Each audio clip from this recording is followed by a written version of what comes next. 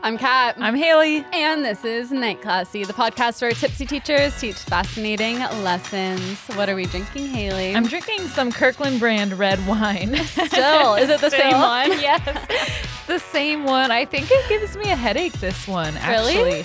Yeah. I don't know. We'll find out tonight, I guess. You might be turning into Alec. He can't drink wine anymore. I bet.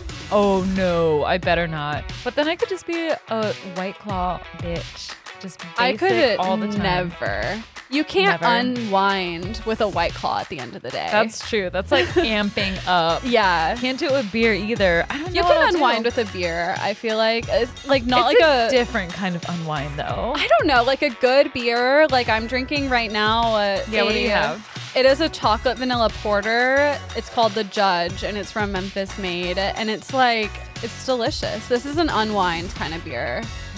Every time I hear The Judge, I think of Rachel Lindsay because her dad's a judge and they always talk about him on the podcast. And Van Latham, their podcast is Higher Learning. He always calls him the judge. I just think it's hilarious that the first judge that comes to your mind is Rachel Lindsay's dad. It's the only judge I know because I know him personally, clearly. Honestly, same.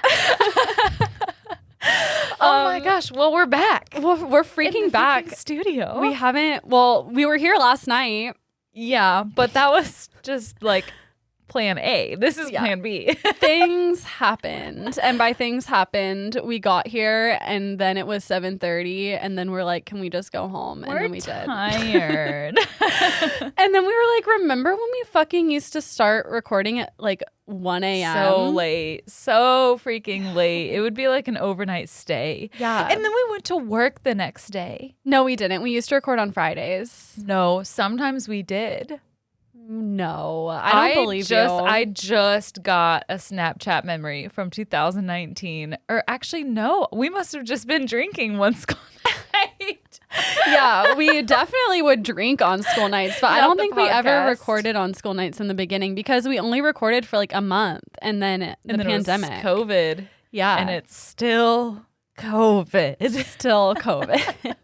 But yeah, we used to get like drunk off our asses and then record in the middle of the night, and now we can't even do it sober at 7:30.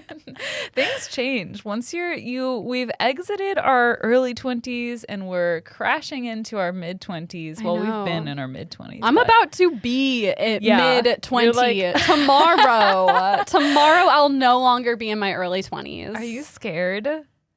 I'm just going to ignore it and pretend like it isn't happening. Alec and I were talking about it, and I feel like 24 to 25 is not that big of a deal. It's like 18 to 19 or 19 to 20. It's like not big, but if you think about it in the way that it could be big, in my mind, I'm like, my mom was married and pregnant with me at 25. Ew. And I'm just like props to all you people out there that did it, but I am not mature enough to handle that. Like I if that happened to me, I would look so fucking dumb. Like I wouldn't be able to do it. And so when I compare myself at 25 to other people who have their shit together, I get really embarrassed and I feel like a failure, and that's why I can't be 25. Oh my God. People have different timelines for their lives. It's fine. I know, but like my timeline is now 25. You don't want kids right now. What's the big deal? Compare yourself to somebody who's more like you. Compare yourself to somebody who's more successful than you in a different way. There's plenty of that too. Yeah. Compare yourself to me. You'll feel the same, which is probably what you want. You know, not swinging too far this way or that way. Just be. You know, that's my advice. I wish just be. I'm going to, but it's just a lot. But we might have a snow day tomorrow, and I think that would be God and Jesus Christ. That and could actually everything else to be religious, giving me a happy birthday.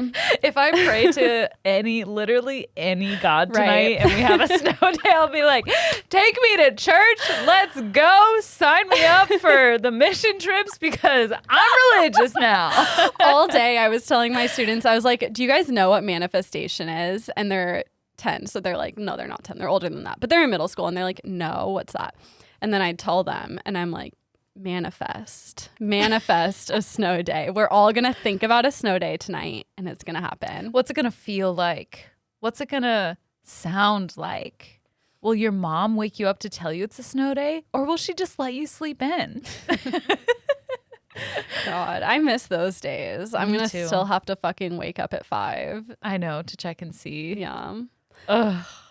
Oh, well. It better be. I think it will be for your birthday. Okay. I've been dying to hear what you have to tell me. I haven't like seen you in my 2 weeks, God. by the way. Okay, I was going to text this story in a frenzy to our roommate group chat, but then I was like, no. Save it for the podcast. And Tommy agreed. Okay, so everyone left. We were just on winter break and everyone was gone. And we had all of our cats over at Tommy's house. So there was nobody in our like core group house. And it was the day that Tommy and I were leaving for New York, but I forgot my hat at our house. So I drove over to our empty house to get my hat. And I open the door, walk in, check the mail. And then as I'm at the base of the stairs, I hear what I described to Tommy as like talking, but like an audio, like through a phone or something. It sounded like a podcast was playing upstairs. And was it loud or like super faint? It was low. Okay. I could barely hear it. And then I was like, no, it's just the cat's water fountain that I have upstairs. And I listened closer and I could hear the cat water fountain and this like talking sound. I couldn't make out what exactly I was hearing, but it was rhythmic in a talking way, not like the exact same rhythm every time. And it would like stop and like then start again. And I was like, no, screw this. I'm just being like crazy. It's probably just the cat fountain and the water is low. And so I'm going to go up there. And then I took a few more steps and I got like this terrible feeling. And I was like, fuck this. If there is someone in our house, then I can't go up there and I can't be here alone, because it was like I could hear the sound that the cat fountain was making and completely separately hear this audio sounding thing. So I'm like, maybe there's a squatter in our attic or something.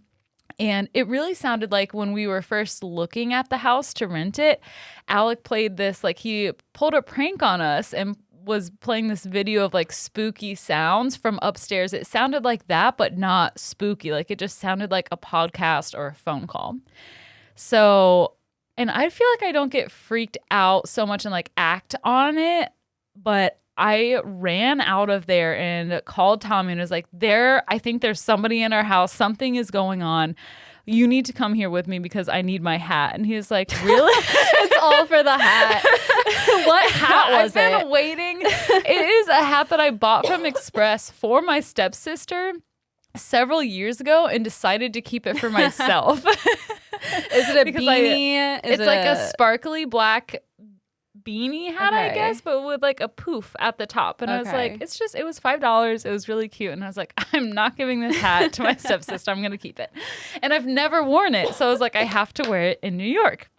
So I called Tom and he was like, okay, are you sure? Like, I really just want to play some video games with my friends. And I was like, no, because you're telling him that there's a murderer in the house. And his response is, I need to play my video game. Yeah, he's like, I'm not going to get to play for like a week and this is going to take a while. And I was like, well, A, I need my hat. And B, if there is someone in our house, then we need to take care of this real quick before we go to New York. And we all know that Tommy is a giant, threatening, terrifying monolith of a person who's going to scare out an intruder. He did take Kung Fu, so I feel like he could break out some of those moves. That's what I was hoping on, because I was freaked out and I knew that he was going to be level-headed about it. So I literally drove back to his house, picked him up, drove back to our house because I really felt like there was something weird going on. And so we're like, okay, if there is somebody in the house, we need to check the exterior. So we go around the front of the house, nothing's up there, no broken windows, no screens or anything like that. And then the back door, the storm door, was completely open. That's weird. Not locked at all. Because we always like lock the storm door. Yeah. And then I found some clothes on our deck. And Oh, I was that's like, from the squirrel. That's from the that's squirrel. what Yeah. I came to the conclusion of. But in the moment, you're like, holy fuck. This Yeah. back door is open and there are clothes back here. So the clothes are explained. I don't know why the storm door was completely open. Because we locked everything when we left. Yeah. That's weird. That's scary. Mm-hmm. And we were like, okay, well, let's just go inside and see. We both grabbed like some knives to walk upstairs. And we unplugged the cat fountain, or just listening. There's nothing. We go into the attic and look around. We couldn't, like, nothing looked off. Yeah. But it felt bad. I hated every bit of it. And I'm like, maybe, I don't think there was someone in there. I hope there wasn't. Maybe they could have left after, because I like slammed the door running out of there. But it was just a lot of little weird things. It probably was just the cat fountain, but. Did it sound like when you can hear someone's headphones? Like. Yeah, kind of. Mm-hmm. Because I'm wondering if it was mice speaking. Because they make that sound that sounds like someone listening to music on a headphone. Like, That's true. Yeah, I guess it could have been. yeah. I would hope Maybe. so. That's scary. It's definitely crossed my mind more than once that there could easily be a squatter in the house. Like sometimes I'll hear footsteps upstairs and I've always just chalked up to the house being haunted, but It could be a real haunted person. by a real It could be haunted by a real person. That's like we were talking about before we started recording. I like had a letter from my dad in the mail pile and it was ripped open, and like my roommates would not do that. Yeah. It was just really strange. Like it like seemed like someone was going like through ripping stuff open for like money and cards, and I don't know if there was money in the card, but there wasn't when I opened it. So just kind of creepy. Just gives you a little spooky feeling. I know. Maybe we're gonna be murdered, you guys. That's why I have not been over there. Well, that and just, little mouse rendezvous. Mouse. As our good cats were times. away, they were playing. Yes.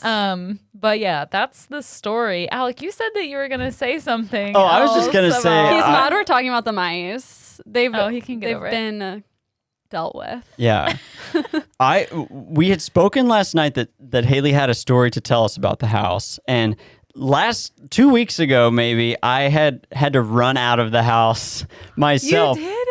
But I told you I was upstairs and like getting some night classy merch to mail, and I was all alone. And like all of a sudden, none of the pets were around, and there was usually 4 cats and a dog. And I'm like, Georgia, and it's completely quiet. And I like look all over the house, and I'm like, that's weird. Like she always is at my side. And then I hear like I go up steps one by one and like just watch your door slam into your room, and I was like, nope. And I ran outside, and I had like 911 ready.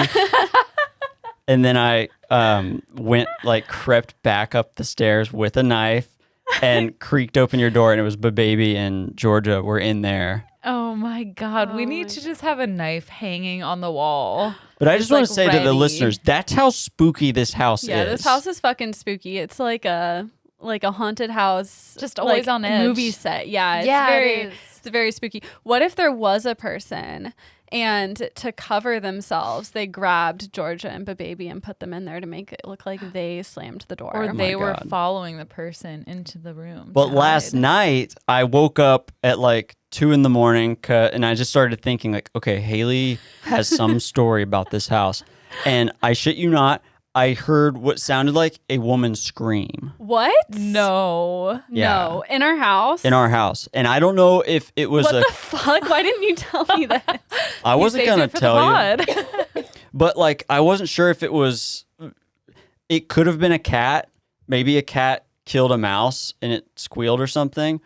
But I was just like, no, and like buried my head in the pillow. So Were you wide awake or was it like a auditory hallucination thing? Like I was wide awake thinking this house is fucking haunted. And then I hear that and I was like, oh God. I Yeah. hope to God Yeah. Justin is listening right now, because in a couple months he's going to be sleeping in the most haunted room in our house. Yeah, that's easily the worst room. Mm-hmm.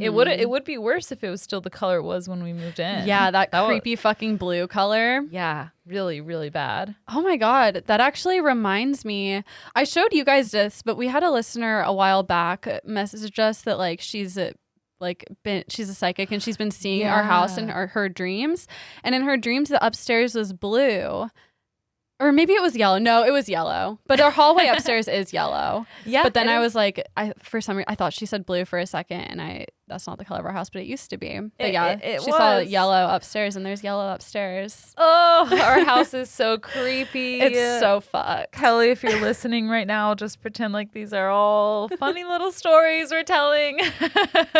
Kelly's room isn't haunted. I feel like that's the one place in the house that's not. Yeah. Yeah. Well, the rest of it upstairs basically is just all bad. Did I tell you guys about like a few months ago, maybe in November, maybe earlier, but I was watching TV and I was all alone in the house. And from like, we have this like giant wooden built-in bookcase in our living room behind the TV.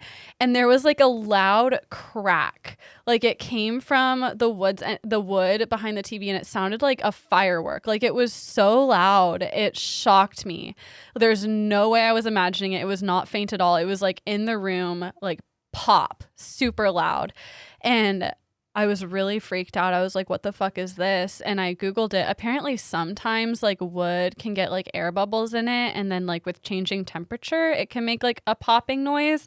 But it was loud as fuck. And I have a hard time believing it wasn't paranormal. There was no cat back there? No cat. Screw that. This house is getting more and more comfortable with us. Yeah. It's like, let me test the limits. I know. I wonder if like being empty, it was like starting to act up more like with what Alec heard last night and like with the voices. Probably. It's probably like, oh, the people are back. Let me show off. Yeah, it's spooky as hell. We should do like a Patreon video sometime, just doing a house tour. Yeah, we should. Let's do it. Look out for that in our creepy house. So creepy as fuck. Hopefully no squatters or anything in there tonight. No one's stealing our money from our Christmas cards. Definitely would rather have a ghost than an actual human. Anyway, that's all I got. That's all I have too. Okay. Jesus, now I'm all freaked out.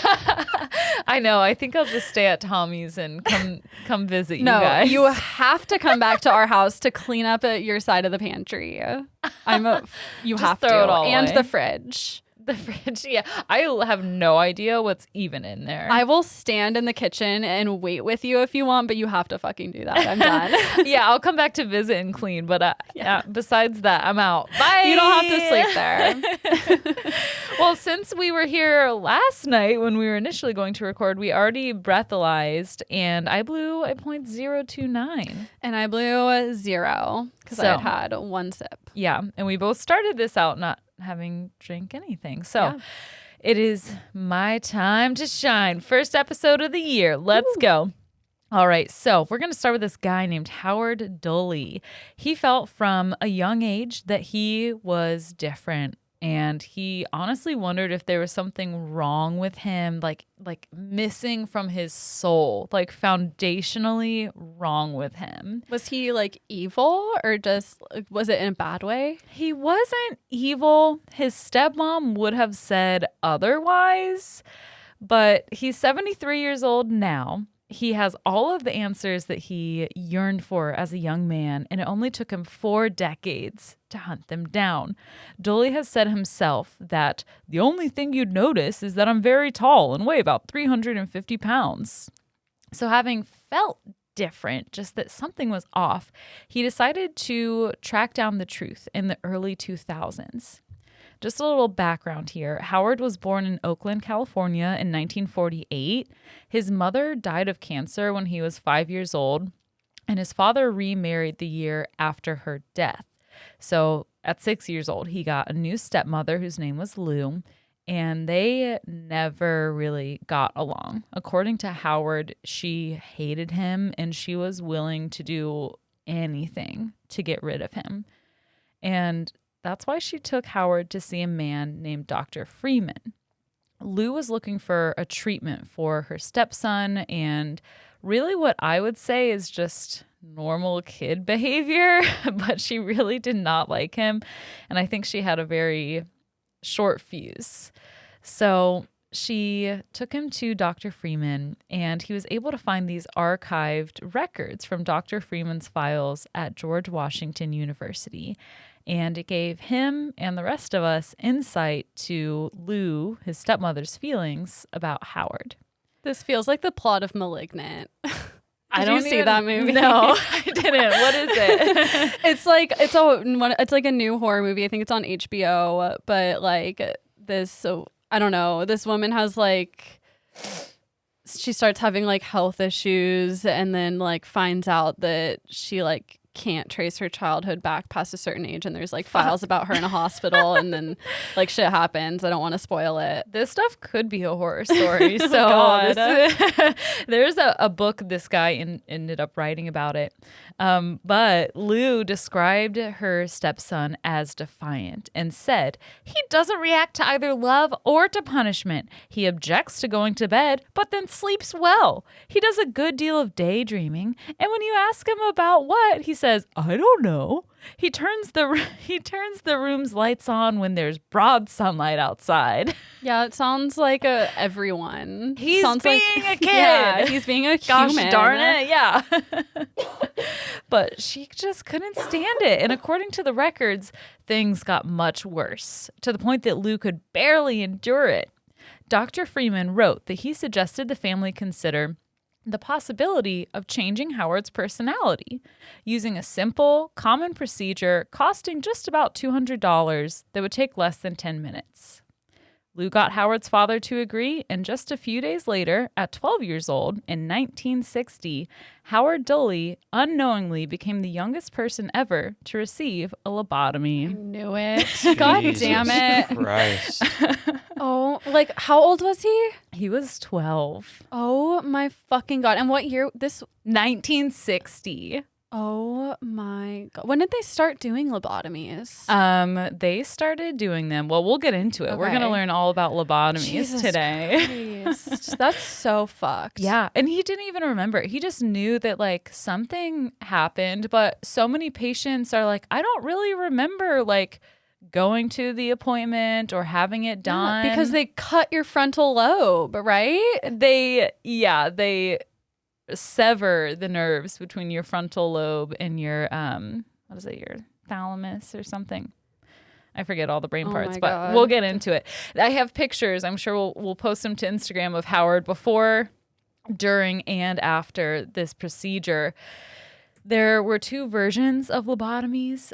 He had the modern, quote unquote, one, but really they just go in through your eye sockets essentially with an ice pick and just sever your prefrontal cortex. Scramble it up. Yeah, just scramble it. Yes. So our slides froze here briefly. Oh my God. It just looks like he has black eyes, essentially. Okay. Yeah. Oh, that poor Oh baby. my God. I know. That's during the procedure? During. Yeah. Oh my God. They like give you a little bit of medicine to numb it a bit, and then they just scramble your brain. It's horrific. Yeah. So the history of lobotomy began with a man named John Fulton, who was a Yale neuroscientist in 1935. Fulton had spent the previous 5 years cutting out parts of chimpanzees' brains and studying how it affected their behavior. In 1935, we were really just developing a basic understanding of how the brain worked and how different sections affected different things. Much of Fulton's studies focused on the cerebral cortex, and what they knew of the frontal lobe came from a very limited number of studies or medical records from brain injuries like Phineas Gage. Does that name ring a bell? Yeah. Yeah, he's the guy who had, the railroad rod Straight through his noggin. Yeah, they're like, man, his memory's fine, but he developed this really weird fear of railroads. So with him, he became just generally mean after the accident and aggressive because traumatic brain injury to this part of the brain, the prefrontal cortex, that's responsible for your emotions and your personality. So Fulton found similar results to this when he removed the orbitofrontal cortex from chimpanzees. He performed it on 2 chimps, Lucy and Becky, and pretty much immediately they started acting out of control. They were pooping all over the floor and throwing temper tantrums.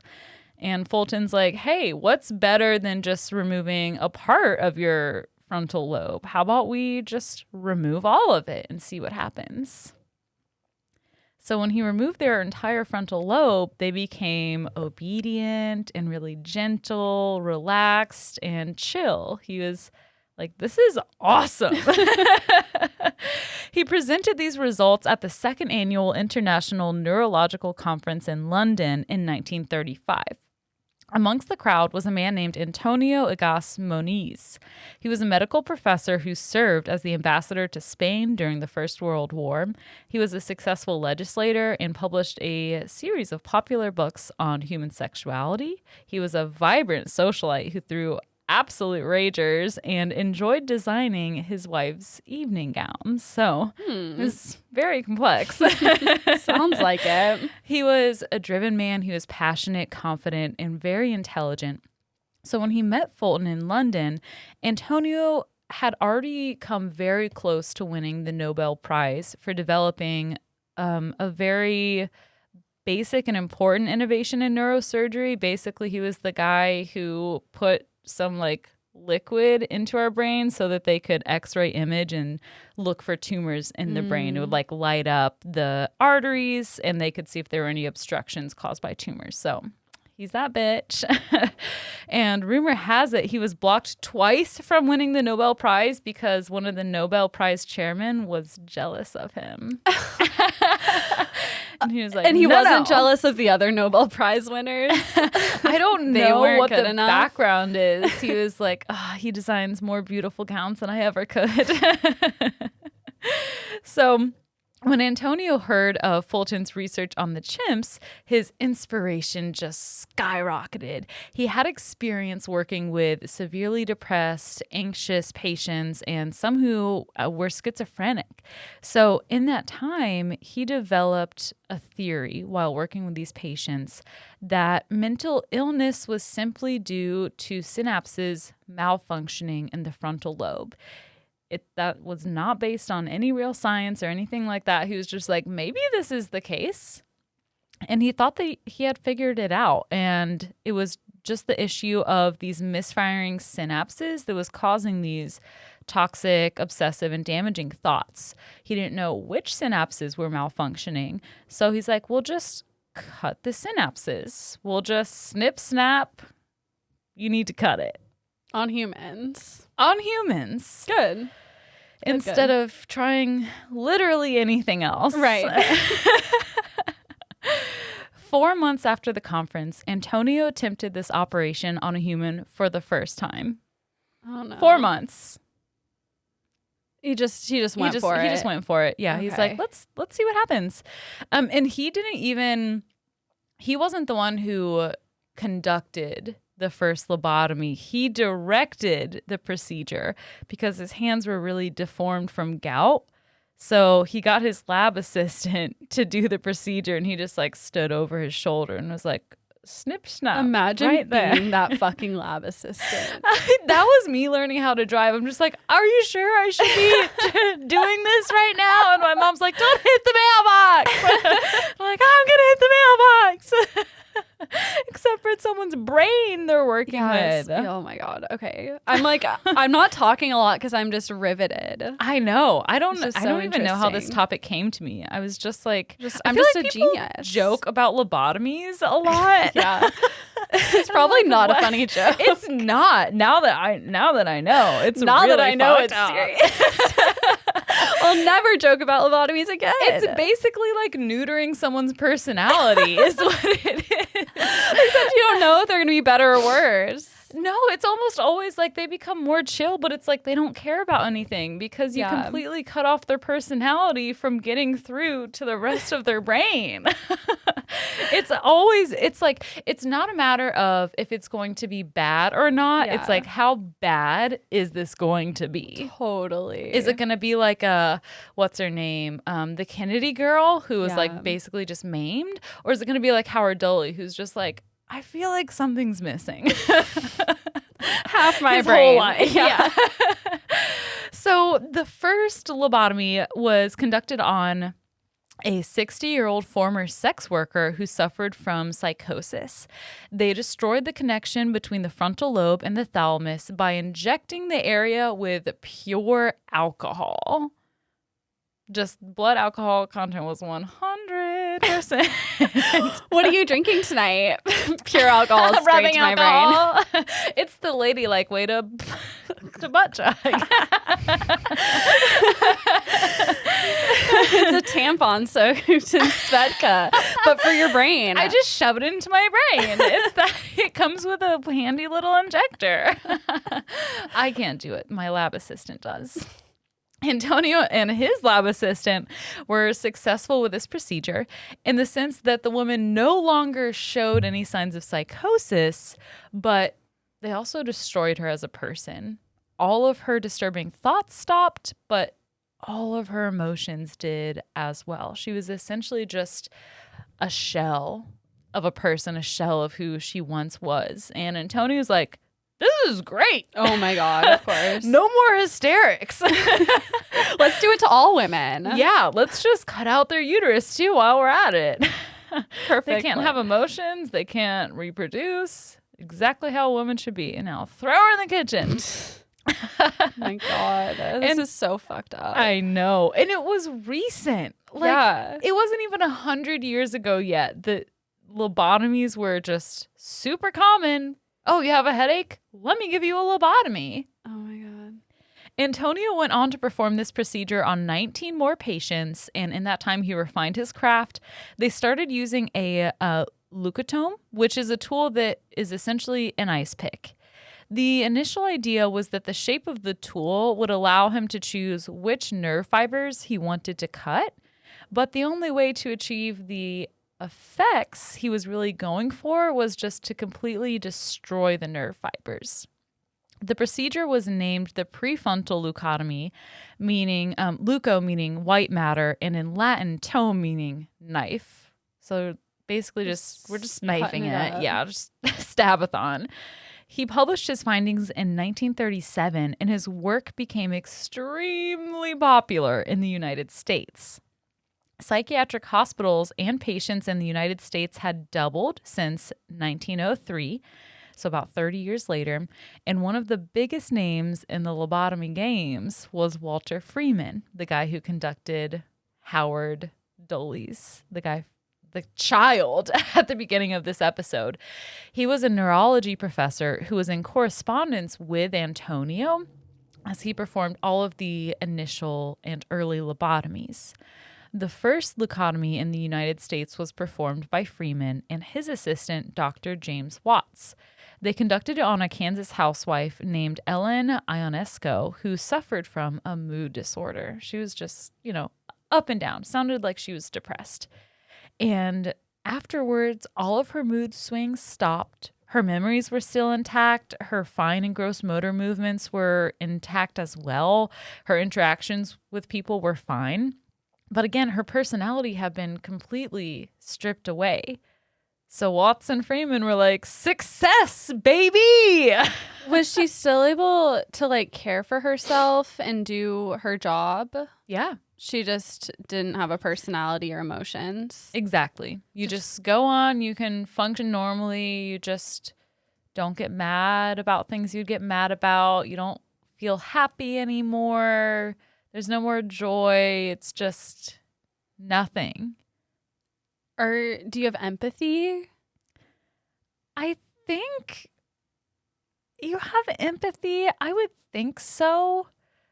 But I don't know. Yeah. Probably learned empathy. Yeah, it is- probably is still there. changes Yeah. per person It too. has to change. And I wonder if they even realize, because Howard Doley knew that something was missing. Mhm. But I don't know if it's just something innate where you're like, I can't feel how I should for other people. I don't know. Do you know if they ever asked her like if she was glad it happened or not?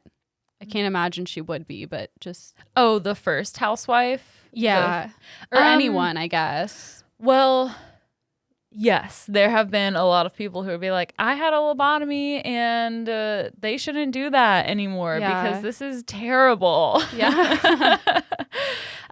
But at the time when it was really popular, medication for mental illness hadn't come out yet. It wouldn't until the 50s. And that's just what they had. Yeah. It was super... what's the term I'm looking for? I don't know. Just a really basic beginning, as psychology has only been around for, not that long. Yeah. So I'm not sure. You can go on YouTube and there are interviews, but a lot of these people who had lobotomies were a lot of them were like between 50 to 60 years old. And the last one was conducted in like 1967, I think. Okay. So a lot of them aren't really around anymore. Yeah. But that's a really great question. Tune in next time. Maybe we'll answer it then. When was the first one on a sex worker? The first one on the sex worker was in 1937. Where's the date here? I'm having some issues. That's fine. I was just trying to get a general idea of what the window was when this was actually happening. Mm-hmm. Yeah. Yeah, it was 1937. Yeah, and the last one was 1967. Yeah. Wow. I know. Where was I here? Let's see. Okay, right. So they're like, okay, this is great. We can completely strip away women of their hysterics and people of their depression and anxiety, and it's way better to just not feel anything at all. So Antonio went on to perform this procedure 19 more times. I already said this part. Yes, here we are. So I'm lost in my notes. Hold on. I'm lost in the sauce. We were at her mood swing stops. Okay. Now I'm ready. Go. So Freeman and Watts standardized this procedure because Freeman had grown impatient with how long it was taking. He wanted to cut down the time it took to complete the procedure. So they streamlined it. They renamed it the standard lobotomy and started using this ice pick tool to go through the eyelids instead of drilling holes into the head. And the next picture on the slides just shows what a skull looks like. There are always holes after someone has a lobotomy just in their like frontal bone. They just go above your eye, under the eyelid, and just go And then through the bone. and right on through the bone. They use this ice pick and then a mallet to break through the bone. Oh my fucking God. Yeah. And it just like pierces through your like tear duct? No. It's not your tear duct. It's Like behind your eye. Literally, yeah. They put your eyelid up, go above the top of your eye, and under your eyelid, and Oh my God. Yeah. And you were scary, right? awake like watching this go into your eye? Yeah, they gave you some like numbing medication for the area. That's this skull right now is the scariest thing I've ever seen. I know. Can you describe it? It's a skull, and then where the eyes would go, there's holes through the back. Yeah. It looks like two little eyes. And that bone right there is thinner compared, like relatively thin, but still you have to take that mallet, like I said, to break. And then is your through it. eye just bumping up against the hole in your head? Like your eyeball and your brain are just kissing? Not really, because I think it's thick enough that your like eye isn't gonna ooze through it. Like it's fine, and you go on. That's not like a major side effect from lobotomies. But you would think it would be because those holes are kind of big, and your eye is literally right there. So people come out of these lobotomies with two huge black eyes. I didn't realize there were, not that it really matters, but that it goes through both eyes. I didn't realize that either. And I'll get to a fun fact about that in a second So here. fun. So fun. It has to be fun so that I don't cry. The general idea is that they use that ice pick to sever the connection between, again, the thalamus and the prefrontal cortex.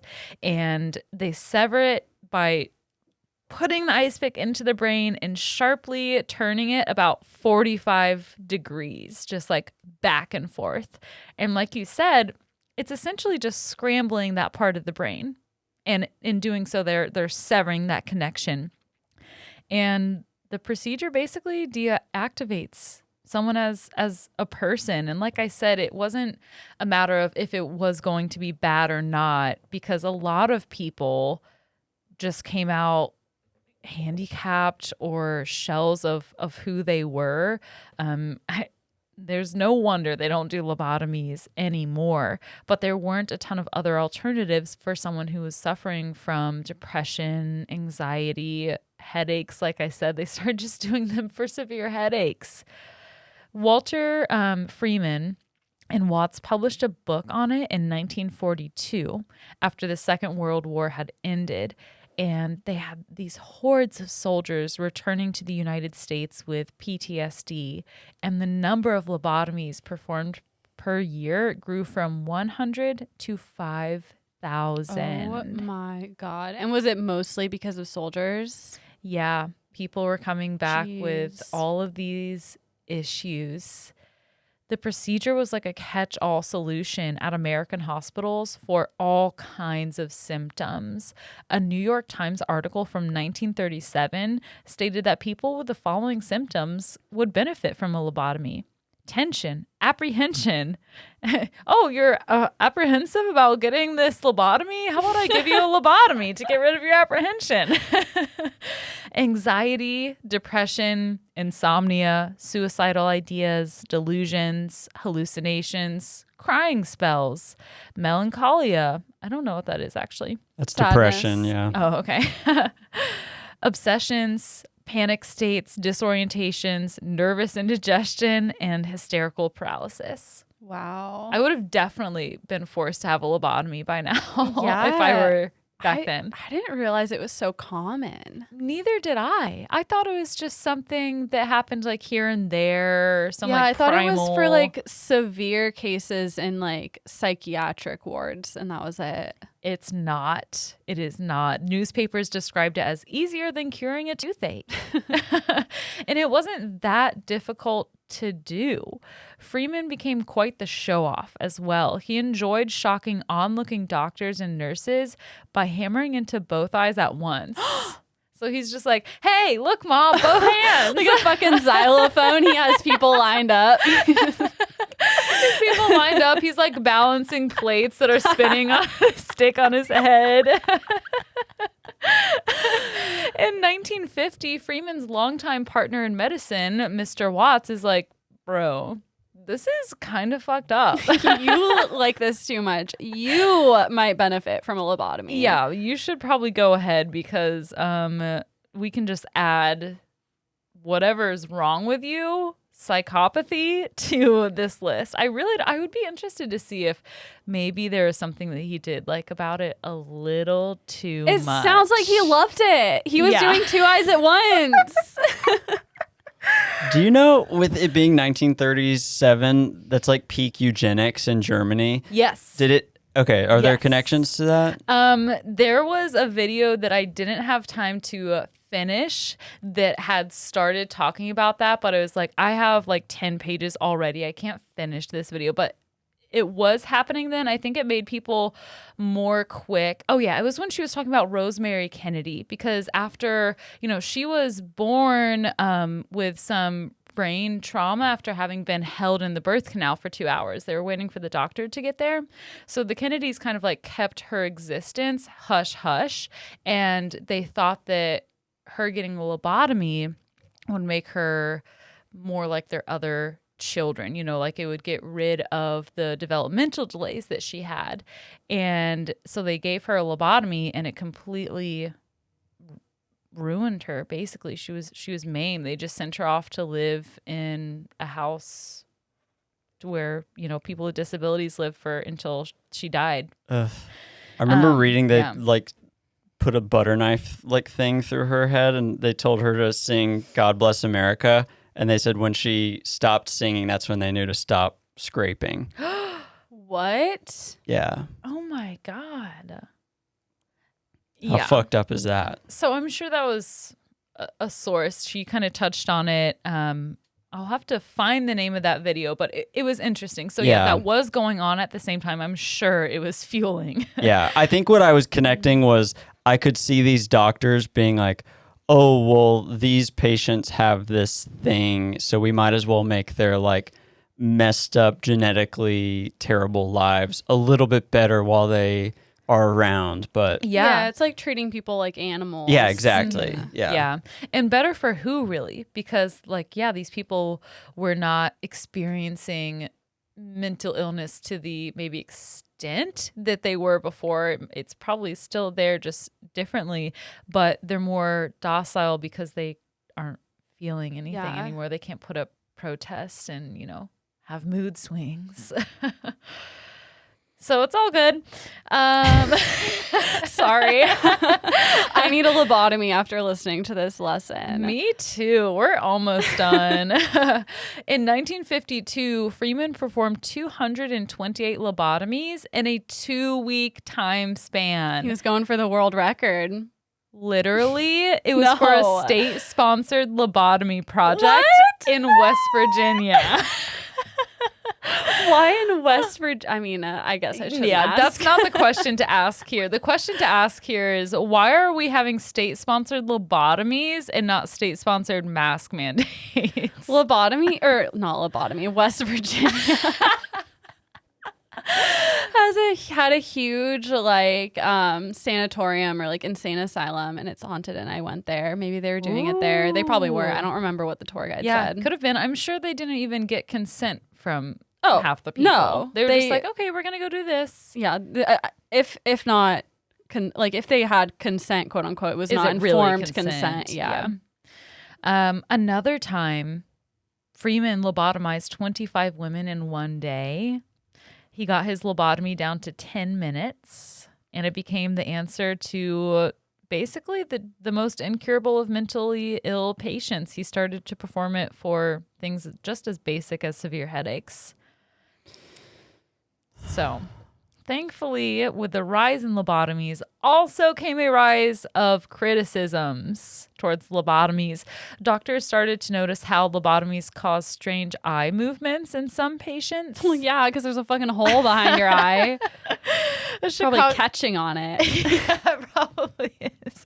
Part of your eye is just starting to like form to the hole, so it's like a little divot every time. It gets like stuck. A little speed bump for you.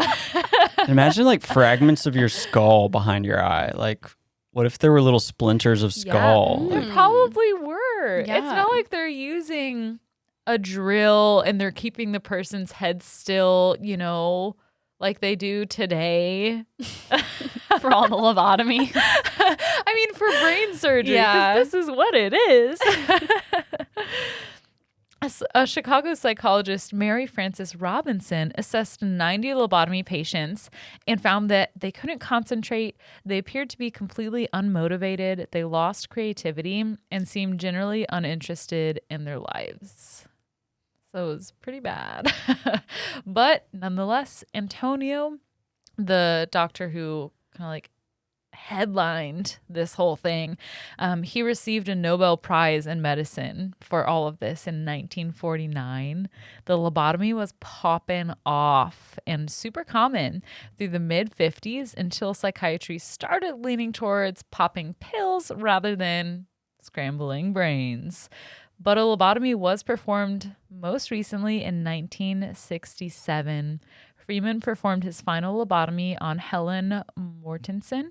She ended up dying from her brain hemorrhaging, and Freeman was banned after that from ever operating again. Thank God.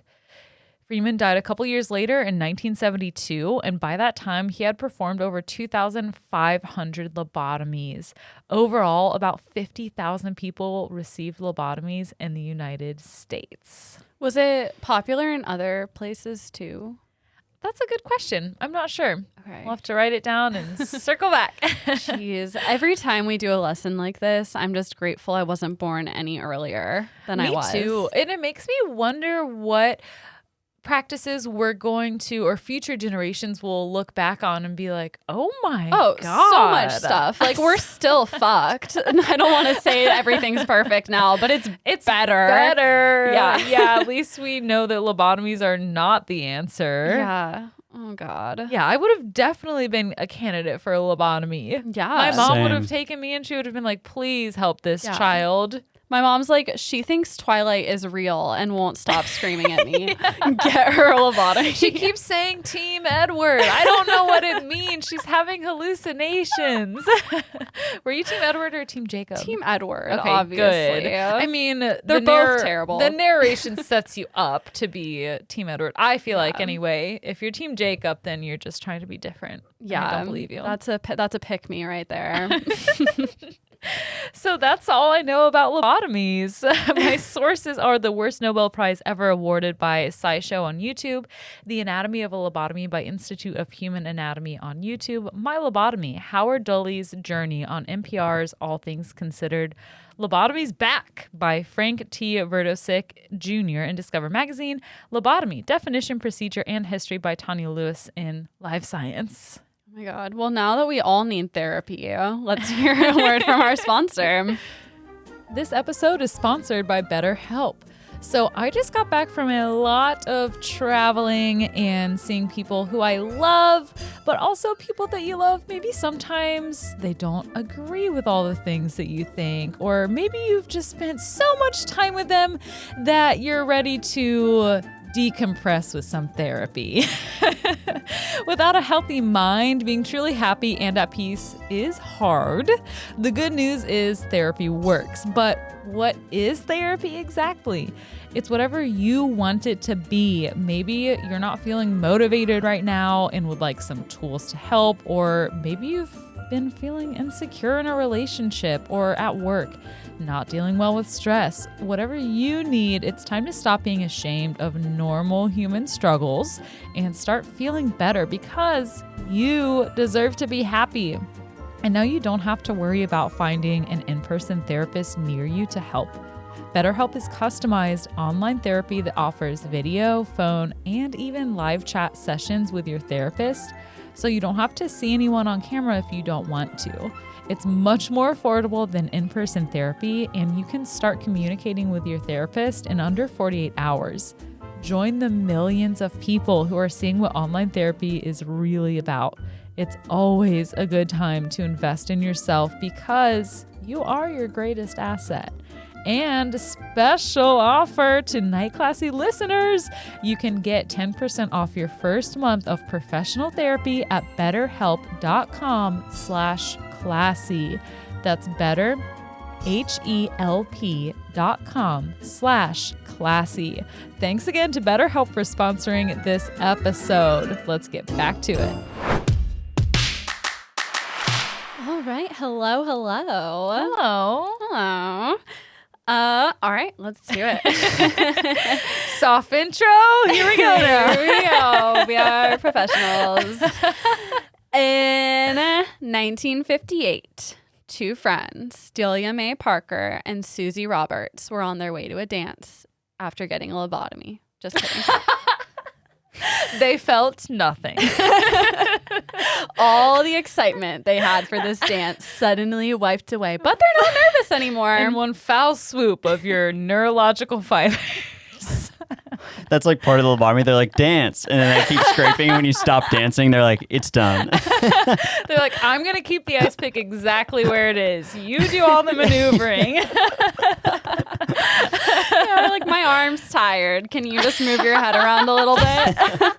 Here, you're going to listen to some music. Just pump your head to the beat. It's like Mormons and how they, how some of them, the scandalous ones, what is it called? Soaking? I'm insert myself into you, but it only doesn't count if someone isn't moving the bed for us.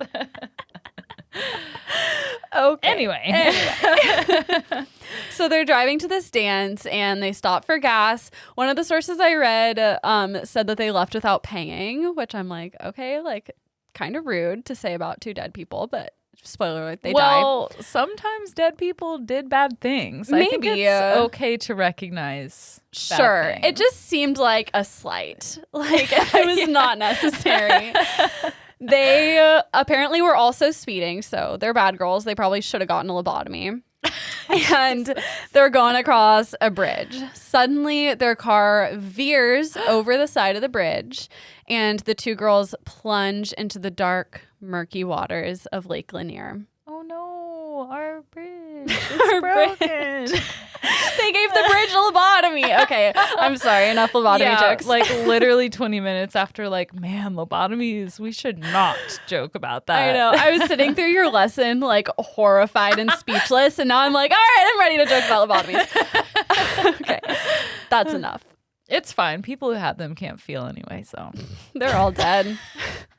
Not Howard. I'm so sorry, Howard. Oh my God. Okay, reset. Lake Lanier, yes. Lake Lanier. So divers went in and searched the area. They like saw the bridge was broken. They're like, they're probably down here. They searched. They couldn't find it.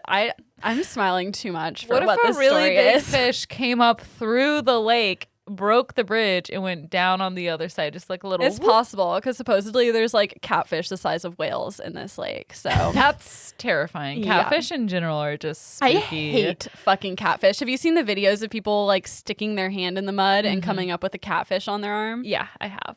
Horrible. I just was listening to a podcast where I think it was Let's Not Meet, which is probably why I'm so freaked out all the time now. But he was like, yeah, if you get a catfish that's big enough, it's going to be able to bring you in to the hole with it, and you're not going to be able to get out. No. So if you stay in there too long with a catfish that's too big, people end up drowning because of that. Because the catfish is like, you're in my mouth now, I'm going to eat you. Yeah, I don't fucking blame the catfish. I don't blame the catfish either. I would not want to be A, in that water, B, what is it called? Noodling. That's what it's called? I think so. I'm fairly certain. If What if you not, just that's pulled what that out it should of be your called. I hate when fucked up things are given cute names. I kind of like it. It's misleading. They should name lobotomies fuzzy brain. Lollipopamies. Lollipopamies. Yeah, that'd be way better. Fuzzy brain. Soft brain. Okay. Brain. Oh, it's Aw. like babies. They have soft spots. Okay, so And I just want to say, confirmed, there have been people that died from catfish drowning them. terrible. I have a new fear. I was in disbelief. Wow. It sounded like an urban legend. Yeah. Yeah. No. Catfish are fucking big. I love that was the moment in this episode, Alec, that you're like, let me fact check that. He second guesses things so much. Yeah, but all the things where you're like, what about this during my lobotomy lesson? And I was like, I don't know anything. I just have a lot of questions, and I don't blame you for not knowing them, You're a but great I need student. more. Anyway, so they are searching for the girls. No evidence was found. They couldn't find shit until a year later when a decomposing body, like I think must have washed to the surface, or they found it, and its hands were missing and several toes were missing, which like it sounds creepy, but it's fish pretty nibbling. yeah, it's pretty standard for that to happen to decomposing bodies. Lake Lanier the lake in Georgia? Yes. Okay, and it's big, right? Big as fuck, yeah. Yeah. Oh, okay. Cool. Have you been there? I haven't been there, but I've heard about things. it. I've probably Things, driven past rumors. it. Rumors, yes. So this body could not be identified, but in 1990, so 31 years later, Oh my God. the girl's Ford was discovered. And in it was the body of Susie Roberts. Oh my God. Yeah. So this kind of like made people think that body they found earlier was probably Delia. or literally any of the other people who have Right. probably There's died. a ton of other people that have died, but I think like the timeline matched up with Delia. Like it couldn't Okay. be like proven, but it's probably her. And Delia's body may have been quote unquote identified and laid to rest, but her spirit is not at peace. I would not be at peace. I don't want to die in a freaking car. No. Let alone a Ford, because fuck Henry Ford and the 5-day work week. You're like, I'm a Chevy girl. Chevy's all. Okay, technically right now I am a Chevy girl, but in my heart, I'm a BMW girl. The timing is just not right in my life right now. Someday. For years, people have been claiming to see a lady dressed in blue on Lake Lanier, missing both of her hands and often walking across that same bridge. All right, you see that lady. What do? What do you say? Nothing. Hey, lady. What would I say? What happened to you? Why don't you have hands? I mean, I didn't want to come right out and say it, but You're like, I guess. can I lend you a hand? Oh, I'm sorry. I didn't mean to offend you. Do you need a ride? I mean, if you can, escape from this bridge where you probably had a really tragic death. Probably wasn't fun. She's been nicknamed the Lady of the Lake, and according to some stories, she'll even like attack onlookers and try to drag them into the lake like she's a fucking catfish or something. Wow. Oh my gosh. Yeah, it's She's crazy. just surrounded by it all the time. You become one with, the people you surround yourself with the most. And she's surrounded by catfish, so she's taken on some of their tendencies. She be noodling. That would be like in a horror movie, you're noodling for catfish and like one grabs on and you pull it out and it's like a woman's Ew. corpse biting on your hand. No. We could combine our lessons to create a horror movie that has both things. Yeah. in Yeah, it. for sure. I was thinking the doctor who had gout and couldn't use his hands, that's her. Ew. She has gout. We figured out what's wrong with her. Plot twist. She's the villain and the protagonist who dies. This tragic drowning of these girls is only 2 of the hundreds of deaths that have happened in the lake. And this, combined with the dark history of the area and the fact that the lake lies over a literal cemetery and a ghost town, makes it one of the most haunted lakes in America. Dun, dun, dun. Dun, dun, dun.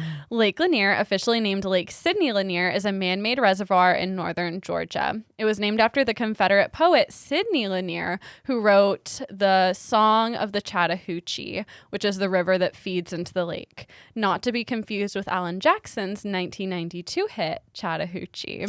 All that's going through my mind is that song. What is his name? My it- baby, she's a Chippewa. That is not the same thing. Not the same. Not even close. This one goes way down yonder on the Chattahoochee. It gets hotter than a hoochie's coochie, which Nice. is probably the best line ever. Actually, maybe written. it's really close to that. I think the level of intelligence of the person that listens to them is. I'm just kidding. I fucking love that Chattahoochee song. I listen to it Yeah. all the time. We need to listen to it. Oh, yes. I know this song. It has a long intro. We need to get a pontoon for spring break and go on it and listen to this song. No, that we don't. That's the last thing we need to do. I think it sounds like a great plan. We could live like an alternate life. Could be our alter egos. Anyway, so this lake is, like we said, fucking big. It covers 38,000 acres or 59 square miles of land. And at its deepest, like right by the dam, it's 200 feet. It's, by all accounts, I've never been there, but it's supposed to be like a beautiful lake. It's covered in, not covered, but like around it is trails and parks. 11 million people visit every year to enjoy recreational activities like boating, fishing, and the beach. Do they lean into the haunted It folklore doesn't around seem it? like it. a Unfortunately, loss. like there wasn't as much online as I was hoping for. And there's a subreddit for Lake Lanier, and I went on it hoping to find something, and I searched it for like an hour and couldn't find shit. People were just wanting to post pictures of their fucking catfish and pontoon boats. That is not what Reddit is for. No. A. No, get off Reddit. You do not belong. Anyway, the lake is definitely like an asset for the community. It provides not only recreation, but power generated by the dam, protection from flooding by the Chattahoochee River, and drinking water. So it's an important. And however, It's an important. I was gonna say it's an important part of, and then I wasn't sure what it I like the was. way you said it. It's an important. It's an important. But however, period, hiding under the surface is actually very dark history because it's a man-made lake. So it's covering something that like it's covering old land. Yeah. And when I say dark history, I'm not fucking around. Trigger warning for racial violence and sexual assault. So Forsyth County, which is on the western side of the lake, was once part of Cherokee Nation. Speaking of that song you just mentioned. And in the 1830s, its members were pushed west of the region along the Trail of Tears. So it was like one of the major points in the beginnings of the Trail of Tears. So obviously a horrible start. The lake now also covers Cherokee ancestral lands, and one of the sources I saw said it also covers native burial mounds. So, I mean, classic recipe for a haunting, and really tragic because they'll probably never get their ancestral homeland back with a fucking lake covering this it. is like more than a quadruple threat. Yeah, not a good time. Then, of course, the Civil War happened and Reconstruction. So more, I assume, bad shit was going on there. I think it's a safe assumption. And then in the Reconstruction era, a thriving community of Black Americans was established in Forsyth County. 1,100 Black Americans owned land and businesses in the region, and it was really prospering. It was one of the major Black communities in that area. That is until 1912, when on September 9th, an 18-year-old white woman named May Crow was raped and murdered near the bank of the Chattahoochee River in a village called Oscarville. Without evidence, 4 Black people who just happened to live nearby were blamed for the crime. Their names were Ernest Knox, 16 years old, his cousin Oscar Daniel, 18 years old, Oscar's 22-year-old sister Tressie Daniel, and 24-year-old Robert Edwards. The 4 of them were arrested, and the day after Robert Edwards' arrest, a mob broke into the jail and dragged him into the street. Oh my God. They shot him before dragging his body through the street and hanging him from a telephone pole outside of the Cumming, Georgia courthouse. This was unfortunately not the end of the violence, and it was just the beginning of what was to come. More white mobs formed, known as the Night Riders, who at night went door to door in this Black community with guns and torches. They were basically threatening everyone who lived there to leave or else. Like, this whole thing just got blamed on the community of people that did nothing other than exist. They burnt down Black businesses and churches until the population eventually relented and fled for their lives. It's insane to me to think that people deny America's racist past and current when you can point to this town and so many literally infinity instances like examples. it. Yeah. Infinity. Like back then and now. If you say it doesn't exist, you're just like trying like to hide blatantly. that blatantly saying you're racist. Yeah. Yeah. Terrible. So a month later, a jury convicted Ernest Knox and Oscar Daniel for the murder of May Crow.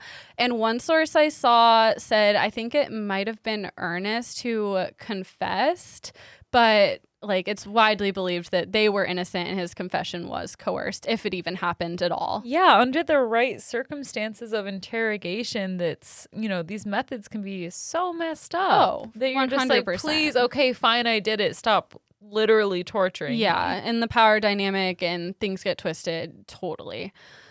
The jury reached their verdict in under an hour, even though, like I said, there was not evidence and they're widely believed to be innocent. The boys were hanged in front of a crowd of 5,000 people. Trussie was let go, but the other two were hanged along with the third boy who was lynched. In the years following, mostly white communities inhabited the area. Some had fancy names like Castleberry Bottom, Castleberry Bottom, just to lighten the mood a little bit. That girl is very bottom. Look bad at it. Look bad at it. But yeah, so that's cool, I guess. And in the 1950s, the U.S. Army Corps General came up with the idea to create a lake to provide Atlantans with water and power. So he looked around, saw people living on the land, and was like, you know what we should do? You guys should leave, and we should make a pretty lake here so we can go water skiing. Oh my God. The area, like I said, was already inhabited by 700 people, a lot of whom had lived on the farms run by their families for generations. So like it wasn't just, just leave, like we'll pay you the price. Like this land was priceless to a lot of the people who were there. Yeah. But they didn't have too much of a choice. The government assured them that they'd be paid a fair price for their land. But how can you really achieve that? How can you achieve that for one? And how can you put a price on it? You can pay the value of someone's land, but then you still have to fucking move and just leave all that family history behind. It was unfortunate. Regardless, those who lived there were left with little choice, and with mounting pressure, all of the residents relinquished their cumulative 56,000 acres of land and left. In 1956, locals crowded the roads, bridges, and hillsides to watch the rising waters cover whatever they had left behind. How do they even do that? I don't understand how man-made lakes are made. They dammed the river and then it flooded into this area. Oh, okay. Did you say that? Am I just being... No, well, I said listening? there was a dam, so I think I just kind of left it up for assumption, but I'm glad that you clarified that, because what they'll do, at least what I think they do, is essentially stop the river and then the water has nowhere to go, so it kind of just floods into the area. Okay. Yeah. And then I think sometimes they'll undam it and then the river can keep going, but then the water's trapped. I don't know. Actually, that's a good question. I have no idea how dams work. Fun fact. Next week on Night Classy, how to make a lake. Yeah. They have a spillway, so the river still goes through. Okay. That's what you generate power with. Gotcha. Oh. Alec is so smart. Science. So they left shit behind, right? You can't just relocate a bunch of people and they're not going to leave anything. Before the flooding, the Army Corps of Engineers demolished and removed anything that they deemed dangerous. What this mostly meant was anything tall enough to reach the surface of the water and anything that was at risk of floating. So they pulled out tall trees. They pulled out most wooden structures like barns and churches and stuff, because they if they came loose, those could float to the top and be a hazard. And they also cleaned up as much as they could. But of course, there's always going to be things left behind. They had to remove a community cemetery as well. Oh, no thanks. Yep. Marked graves were relocated. They had to seek permission from the families in order to completely dig up and relocate the graves. But there were also unmarked graves. And there's also graves of people who they couldn't track the family down to consent to relocation. So those graves are all on the bottom of the lake. To consent to being 200 feet underwater forever. Yes. So there's literal cemeteries under Lake Lanier. It's also assumed that there's a lot of other burials given the site's history as Native American land and as later Civil War grounds. Who knows how many bodies are under there. Something else left behind, not as ominous, is the Looper Speedway. So this is a giant concrete stadium for car racing. Whoa. I think they removed some of the stands, but they left like the concrete stands. There was a severe drought in 2007 and the water lowered enough that the concrete stands were poking out of the surface. Ooh, that's so interesting. Isn't that I'm creepy? gonna look up pictures of Lake Lanier now. Yeah, it was weird looking. I think I saw a picture while I was researching. Plenty else remains under the water, mostly just like concrete foundations, but there's also sunken ships. It's really popular to have houseboats on Lake Lanier and has been for a long time. So there's sunken houseboats. And then, of course, there's just piles of random shit. Dusty, kidding. rusty debris. Dusty, rusty debris that just rolled off the tongue. Also, I used to want to live in a houseboat so bad when I was a kid. They're pretty cool, except I feel like it's an inconvenience. Like, imagine it's pouring rain and you have to park in a parking lot and then walk all the way down the docks and then by the water just to get to your house. Yeah, I would just stay on my house. Yeah. It's also like cold. I don't know. Have you ever slept on like like not at like a cruise ship or anything, but like a small boat? No. They move around a lot and maybe some people like that, but for me it makes me sick. Yeah, my seasickness would never allow it. Yeah. It can be fine. Like my dad, when my parents got divorced, my dad had nowhere to go, but we had a boat with like a bedroom and like a kitchen and stuff on it. And so that makes me sound bougie. We weren't bougie, but like we owned a marina. Again, not bougie. All the money. Oh, never mind. I just sound stupid right now. But we had a boat that he could live on. And so he lived on his boat. And when we went and like visited him every weekend, we would sleep on the boat. And it was a pretty fun time, but also I would not want to live on a boat forever. I feel like that's the perfect snapshot of like a couple going through a divorce and the dad has to go figure shit lived on the out. boat. You know what my mom told us? I'm just going to spill all the family secrets right now. But when she originally like sat down with my brother and I to tell us they were getting a divorce, she was like sobbing and like could barely get words out. And she goes, "Your dad's just going to stay at work a little longer to do the taxes." And he hadn't been home in like a week. Oh, no. To do the taxes. She's like, okay, they're not going to understand the divorce thing, but they'll get taxes. Kids all know what taxes are. I vividly remember like stressing for my parents when I like heard about taxes. I had no idea what it meant, but turns out I was right. Yeah, you were 100% correct. Yeah, your mom probably made it worse saying that he was doing taxes than just being like, things are different with our family now. But what do you do? You know, I don't know. It's a terrible thing to do. I hope to God that never happens. I'm never in that position. But me too. Yeah. Shout out to all the moms and dads and everybody else doing hard stuff. Breaking that news. Because I could never. I watched a few YouTube videos of people diving at the bottom of the lake. They were gonna say dying. No. Like, yeah, there's Katya. enough films on the bottom of Lake Lanier. No, there's a lot of YouTubers that are also not just YouTubers, like actual divers, and go down and just like film the bottom of the lake because there's a lot of shit. Like it looks like a dump at the bottom. There's so much stuff. I was wondering if it would be like if you went down there, you'd see something here and there, or if it would be like a treasure chest. Yeah, and I probably like I can't imagine pile. that the entire bottom of the lake is covered in stuff, but there's definitely areas where there's just like piles of stuff. And like they've the ultimate pulled boats off the bottom, like all kinds of stuff. Ew. Yeah. According to Buck Buchanan, who's a local and longtime serious diver in Lake Lanier, he said, quote, "You reach out into the dark and feel an arm or a leg and it doesn't move."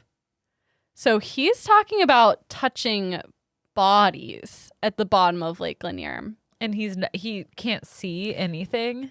It's very dark down there. The visibility is really low. It's super murky. And like when I read this, that was like the only quote from him about this that I could find without elaboration. I'm like, that's kind of sus. I need more. Like I definitely need more. But I guess it's possible just due to how many people have died in the lake.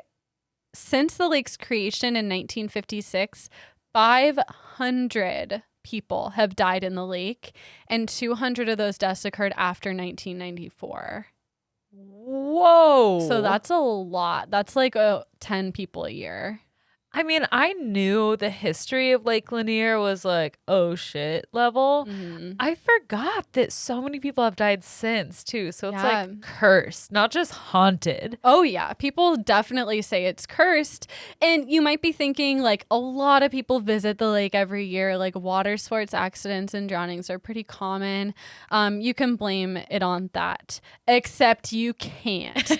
Because Lake Allatoona, which is another lake 40 miles west of Lake Lanier that has, like, pretty much the same volume of visitors, has only about a third of the deaths every year. So it's statistically significant. It is. I have been to Lake Allatoona. That's where Alex grew up after she left me in Ohio. My Lake best Alex friend in Georgia. Tuna. Alex Tuna. Most of the deaths on Lake Lanier are drowning and motor vehicle accidents. I imagine also that with so much stuff in the lake, like we have a lake called Lake Taps near our house in Washington, and every now and then there'll be like a log floating in the lake and it'll kill like a water skier or an inner tuber because you hit it going so fast. Like, so I imagine that the same type of thing happens in Lake Lanier, especially because there's so much random shit on the bottom. You're like, this is beautiful. It's like a landfill, but with water.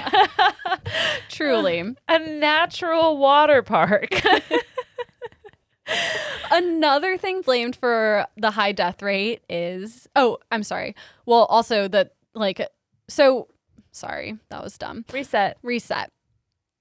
A lot, like, not only does, like, floating rubble and stuff probably cause deaths, but also when someone dies and drowns, rescuing them is really hard because of how much stuff there is on the bottom of the lake. It kind of just gets lost in the sauce. You're like, Marco!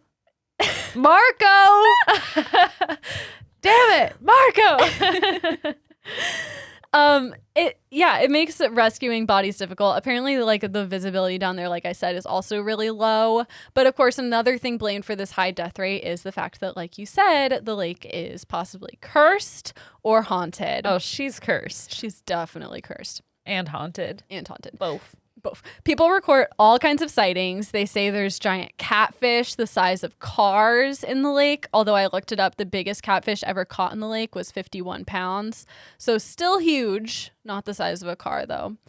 Others say they see a cloaked figure like floating around on a raft at night, and they'll vanish into thin air like if you try to get a second look. Ooh. I know. And I really tried hard to find other things because everything like online is like most haunted lake ever. And then like the Lady of the Lake is kind of the main thing. So I went on Reddit and looked really hard for a firsthand account of a haunting.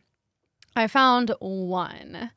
And it's from a user called glum_performance1342, and it was posted on our Urban Legends. I'm just going to read it, and we'll see what you think. Oh, boy. Okay. The way you're laughing Buckle up. All right, here we go. I'm going to try to channel this user's personality. So I know Lake Lanier is known to be haunted. I grew up around this lake and always thought the myths were bullshit until I experienced it myself. I went out with my friends around 1 a.m. There's a lot of periods in here. We found a kind of peninsula and decided to build a bonfire. We heard voices in the woods, but dismissed it as other people wandering around the lake like us. I had an eerie feeling, but figured it was just the weed we smoked prior. Ooh. But then we looked out into the water and saw about 10 to 13 sailboats coming into the shore. We quickly picked up our blunts in case there was any police boats coming up, but we slowly began to realize that less and less boats were headed to shore. It was like they just disappeared. When they finally got close, there were only 3 boats left. We all freaked out and tried to pack up our bags and hide the weed. Yes, the main priority. Right, boats are disappearing and we're gonna hide the weed. Good idea. They definitely won't smell it. When they finally got close, there were only 3. Oh, I'm sorry, I already read that part. When we looked back into the water, there was no boat in sight. I told them all I was creeped the fuck out and we need to leave. They told me I was being dramatic and I should be happy the boats were gone. I think both things can be true. I still had this evil feeling in the back of my head. I didn't drive here, so there's nothing I could do. While the fire was burning, I decided to take some pictures for Instagram. This whole thing. Okay. When I looked at the pictures, my entire body froze. I knew we were in danger at that moment. I freaked out and told them we need to leave, and they left. As soon as I showed them the face and the fire, they started. We all bolted to our cars. We still talk about it to this day. Lake Lanier is haunted. Please stay away. In the comments, they said they were happy to share the picture. They just didn't know how. And then people in the comments told them how, and then they still never shared it. Boo. I know. Boo. So let's see. What is their name? Glum_performance. If you're out there, send us the pic. At least have somebody Photoshop something and then send it out. It's the least you could do. We need the picture. Or I don't believe you. That's just how it is. I'm sorry. Bottom line. I also found an article about a paranormal investigation that was conducted on the lake by paranormal investigator Bart Glabman. And in conclusion, they didn't get much. They did get a voice of a woman saying hello out of the spirit box. And hello. And they described it as like she was answering the phone. But that was pretty much about it. But like also according to them, the entire time they had an eerie feeling of being watched. So let's say you're a ghost. You have one word that you can send to the other side. What word are you sending? Boo. No, sorry, that was stupid. I don't know. I don't know either. Think on it. That is the story of Lake Lanier, built over a ghost town and one of the most dangerous lakes in America. Oh my gosh. It's so almost like a letdown that there's not more stories. I know. I was so hopeful because all you hear about this is that it's so haunted. But I think that says something too, where it's like everyone knows that it's so haunted. I wonder how much of it just is not on the internet. You know, like how much has been passed down just orally, telling stories like here and there. Not everyone thinks to post something to Reddit or write up an article about stuff like that. And how many journalists are going to be like, oh yes, let me publish this article about you and your friends getting high in the woods. Yeah, I think that's another issue with trying to look up these hauntings, because no journalist is going to like put their career out on the line and be like, it is haunted. So like all the articles are like, what really haunts Lake Lanier, and it's like about its history. It's like, sure, that's true. That's the safe thing to say, but like I want to hear the nitty gritty about the fucking ghosts. Like I don't care if you sound crazy. Yeah, I need the actual history and the hauntings. Definitely. So fess up. Go for it. Yeah. But yeah, that's it. My sources are forsythcountynews.com. A CNN article called Georgia's Lakes Dark and Deadly History has some people seeing ghosts by Faith Karimi.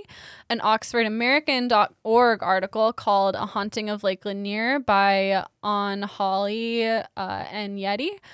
In the know.com article called Georgia's Lake Lanier is 100% Haunted by Katie Mather. The Lake Lanier Wikipedia page, and puzzleboxhorror.com, an article called Urban Legend Ghostly Town of Lake Lanier by Ben Long. And that is my lesson. Wow. Thank you. Thank you. And thank you everyone for listening. You can rate us on Spotify now. So please remember to rate us on Spotify. It's super easy. You don't even write a review. You just click on 5 stars. No other options, just the 5 stars. There's not a choice. No other. It's like on and off. So Yeah. just 5 stars. It's weird. You can only rate it 5 stars. Same thing on Apple Podcasts. Remember to tell a friend and continue listening. Thank you. We love you. Guys. We love you so much. We'll see you next week. Bye. 3, 2, 1. Class dismissed. Almost forgot how to do it.